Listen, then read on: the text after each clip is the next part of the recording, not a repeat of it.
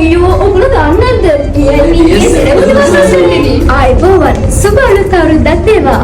2025 AIBS එළවලු වසන්තයට ඔගොල්ලෝ හැමෝටම ආදරයෙන් ආරාධනා කරනවා. අවුරුදු குமரன் மற்றும் குமரி கோதிகளுக்கான உங்கள் கவிதைகளை 28ஆம் தேதிக்கு முன்னர் விண்ணப்பியுங்கள். AIBS අවුරුදු කුමරිය.